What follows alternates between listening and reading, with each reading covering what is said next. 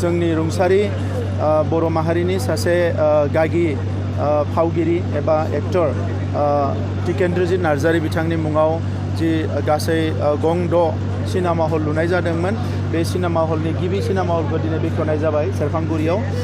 आङो जोंनि फावगिरिफोर, जोंनि एक्टरफोर, प्रडिउसारफोर, डाइरेक्टरफोर जायफोर बर' सिनेमाजों लोब्बा लानानै दङ गोबाव समनिफ्राय बिथांमोननिसिम आङो हामलायनाय बावदों।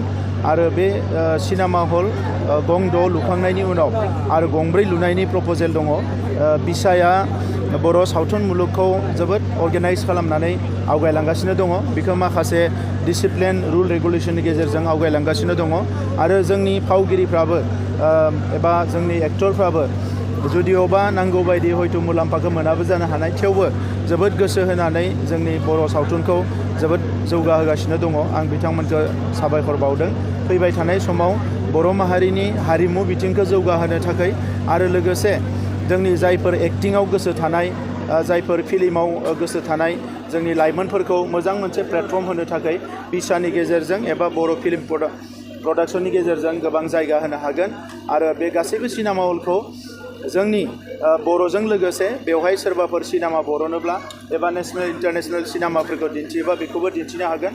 आरो डिजिटेल सिनेमा हलखौ ओरैबायदि मोजां मोनसे स्टेन्डार्डआव लाबोनाय जादों जेराव नट अनलि सिनेमा, बेवहाय माखासे कनफारेन्सिंबो खालामनो हागोन।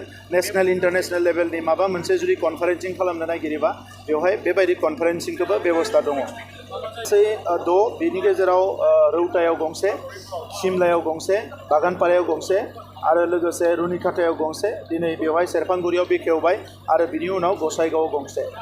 आरोबाव गं 4 लुगोन, बिनि गं 3आ सेम स्टेन्डार्ड जागोन 150-150।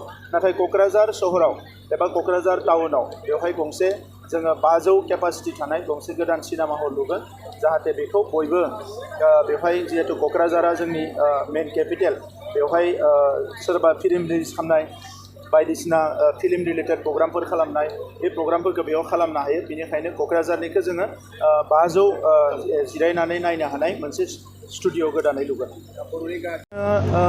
देग्लाय बोसोराव बिसानि अफिस लुनो थाखाय आरो गेस्ट हाउस लुनो थाखाय 1.5 कोटि रां होनाय जाबाय। बिसाया फिल्म एवार्ड जिखौ बानायबाय थायो, बोसोरफ्रामबो खुङो। जों बेवहाय राङारि अनसुंथाइ एबा मदद होगासिनो दङ। फैबाय थानाय समाव जोङो जिखिनि फिल्म बानायो एबा फिल्म बर'नो बिथांमोननोबो राङारि अनसुंथाइ एबा मदद होनो थाखाय पलिसि लादों। नाथाय बेखौ मोनसे बर्ड दानायनि गेजेरजों जोङो बेखौ मावफुंगोन।